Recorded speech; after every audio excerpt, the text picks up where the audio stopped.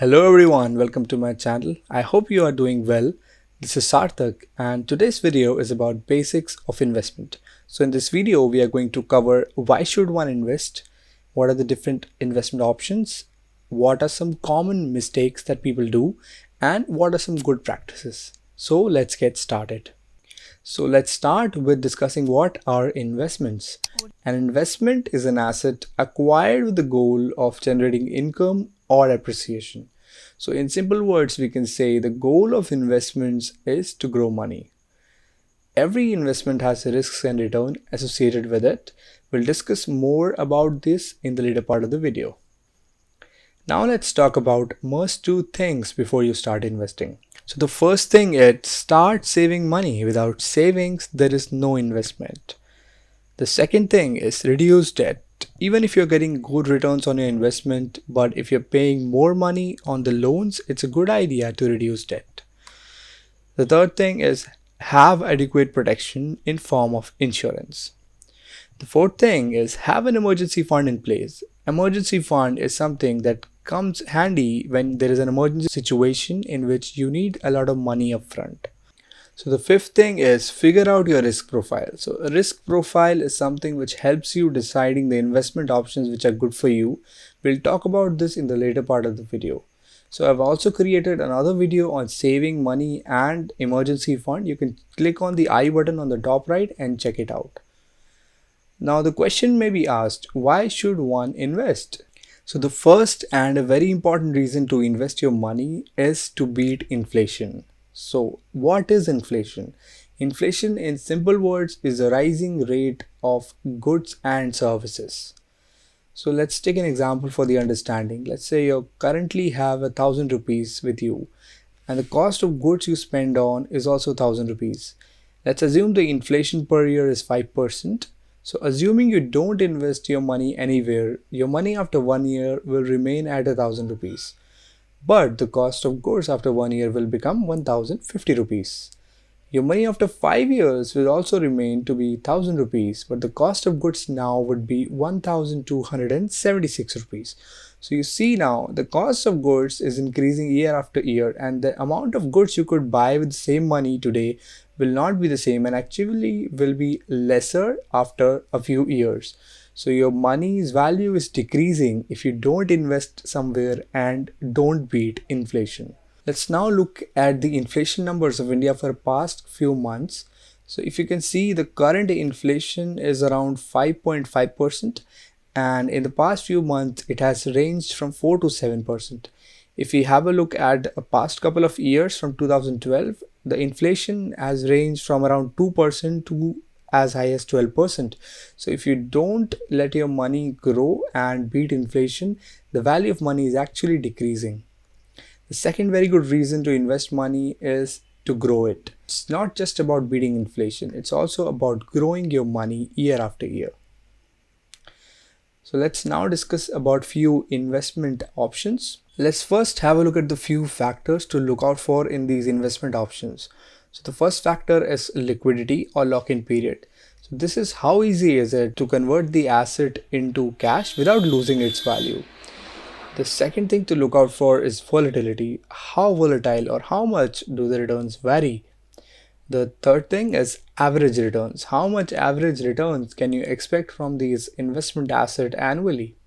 The fourth thing is risk assessment of the option. How risky is it to invest in this asset? So let's start with fixed income investment options. So fixed income investment options usually have no volatility. They have fixed returns and they are low risk options. The liquidity can vary. For example, savings account have very good liquidity, but the fixed deposit can have lock-in period ranging from 6 months to a few years. Savings account can give you returns of around 3 to 5% and fixed deposit can give a bit better returns or around 5 to 6-7%, but usually savings account and fixed deposit barely beat inflation in terms of returns, and after taxation it can even be lesser than that. Second option is public provident fund. So public provident fund is a good option to beat inflation as it gives returns around 7 to 9%. And the good thing about public provident fund is the returns are non-taxable and The bad thing about public provident fund is the liquidity is very low. The lock-in period is 15 years. You can withdraw money on particular conditions in between as well. So it is a good option to just keep your money and let it grow for a few years. The third option is bonds. Let's first talk about what are bonds. So you can understand bonds as a loan given to a company or even the government by the people. So depending on who the loan is given to, the risk can be low to medium, but the returns are actually good. They can range between 7 to 10, 11%. So beating inflation easily. And the liquidity, again, there is some locking period in bonds as well, which can range from 2 to 5 years. Let's now talk about growth oriented or volatile return investment options. These investment options are usually either equity based or debt based, and they're either mutual funds or stocks. The liquidity here is good. There are few mutual funds which have lock-in period of 3 years. Otherwise, mutual funds and stocks don't have a lock-in period. The volatility of returns is actually very high here, and the risk involved is also higher. But the average returns that you get out of the growth oriented options is actually usually more than the fixed investment options. And the reason being, higher the risk involved, the greater the chances of returns. But you have to pick the options wisely. The other investments are real estate and gold. So real estate has a very low liquidity and the risk is also pretty high. Gold, on the other hand, has good liquidity and the returns are also on the average side, and the risk is also not that high. So let's talk about how to figure out your risk profile. So your risk profile depends on your willingness and ability to take risks. A key factor can be a person's age. So if a person is young, he may be more willing to take risk, and a person in the middle age may be less willing to take risks if he has children and family. So broadly, we can say there are three risk profiles. The first risk profile is conservative.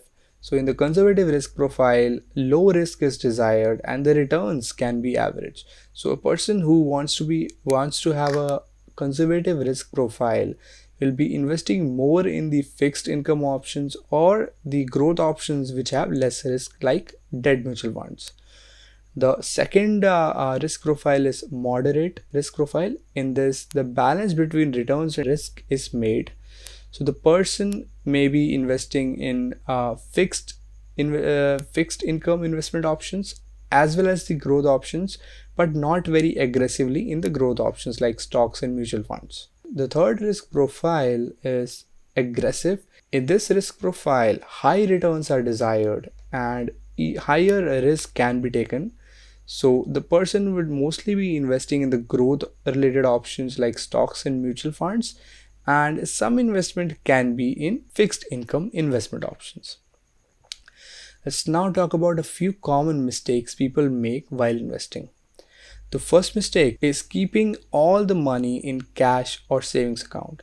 So as I've already told you, inflation exists, and if you keep your money in cash or savings account, your money barely beats inflation and the value is actually depreciating. The second mistake is too much investment in fixed deposit. As I told you, fixed deposits barely beat inflation. The third mistake that people make is investing in high risk assets like stocks and mutual funds without proper understanding. So if you don't even know which stock you're putting the money in and you put all your money in stocks and mutual funds, there is a high chance you may lose money because the risk associated with these assets is pretty high.